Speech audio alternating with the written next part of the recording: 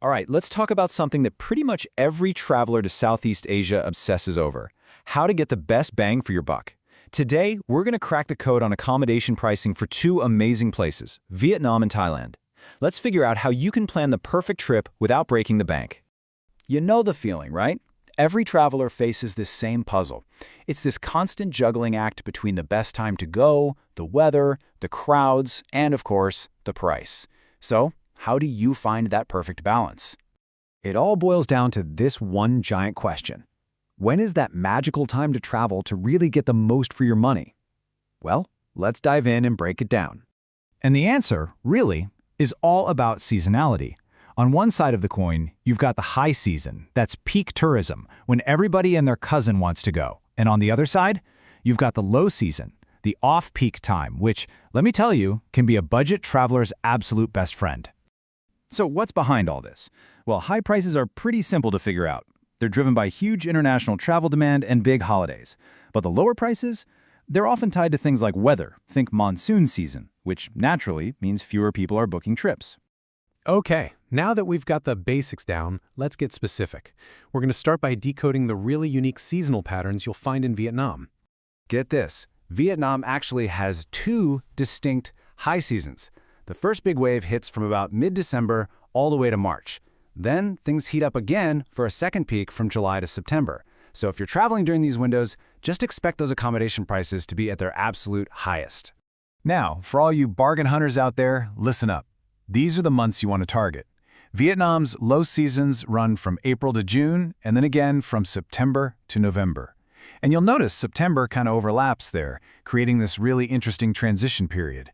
These are your golden opportunities for lower prices. All right, let's hop over the border to Thailand. Its tourist tides have a totally different rhythm, and there are a few really important exceptions you've got to watch out for. So, at a high level, it's pretty straightforward. Thailand's main high season is from November to February. That's when everyone goes for that perfect weather. The main low season, which lines up with the monsoon, is from May to October. But, and this is a big but, it's not quite that simple. Okay, first special alert, the holiday spike. From late December into early January, demand from Western countries just causes this massive, short-term surge.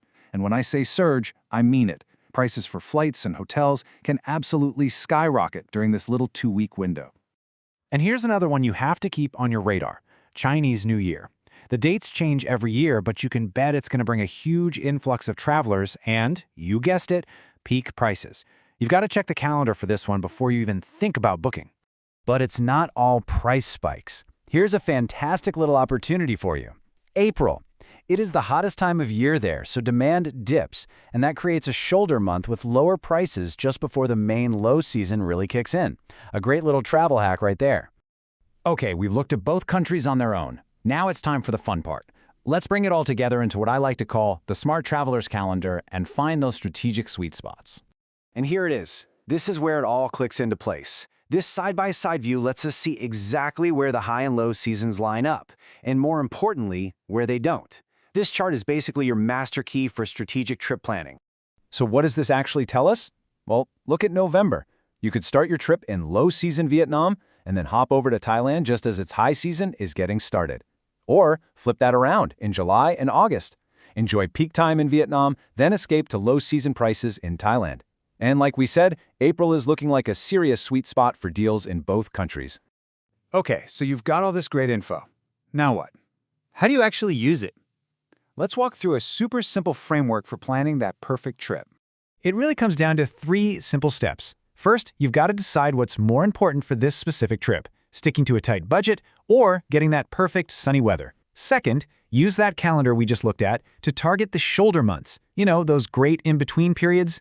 And third, if you absolutely have to travel in high season, just make sure you book your flights and hotels way in advance to lock in some better rates. At the end of the day, it's all about this.